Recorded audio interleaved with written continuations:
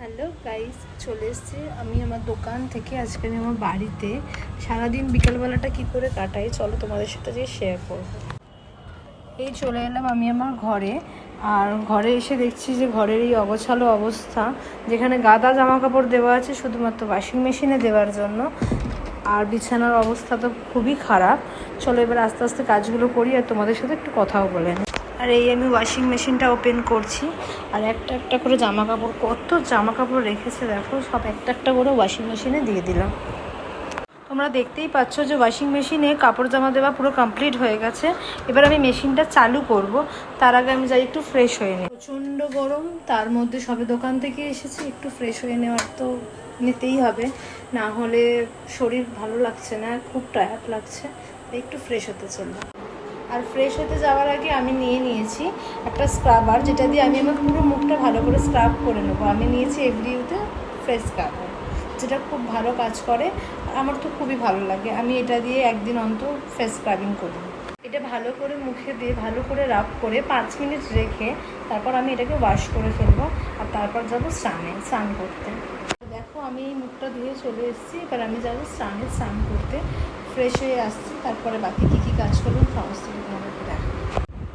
এই যে ফ্রেশ হয়ে চলে এসেছি, এবার বিছানাটা গুছিয়ে নিয়ে একটার পর একটা কাজ করতে হবে, তারপর আবার দোকান যেতে হবে।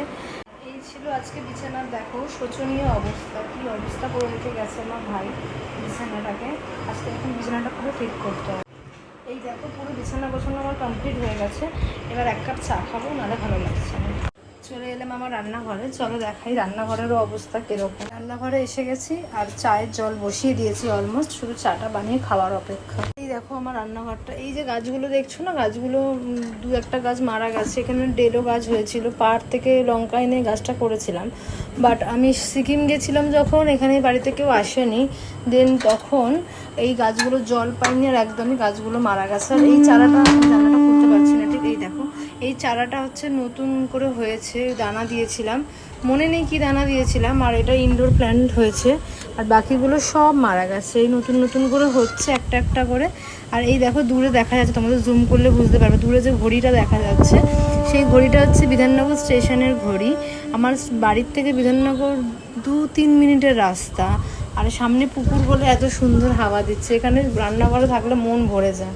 ছাদে নিয়ে যাই, দেখো আমাদের ছাদে এই গাছগুলো সব আমার গাছ। এখানে বেগুন হয়েছে, এখানে টমেটো হয়েছিল, সব পেরে নেওয়া হয়ে গেছে।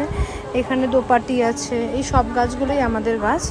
আর এখানে একটা সিম গাছ হয়েছিল, সিমও হয়েছিল অনেক, সব পেরে নেওয়া হয়ে গেছে। সকালবেলা তোমাদেরকে একদম ছাদে কী কী গাছ আছে সমস্ত দেখা।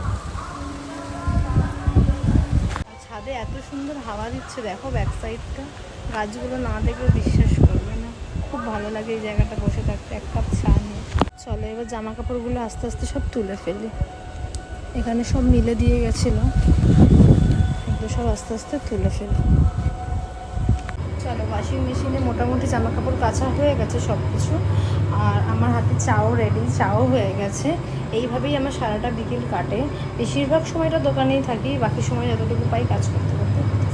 ভালো থেকো, সুস্থ থেকো, চ্যানেলটাকে সাবস্ক্রাইব করে দিই।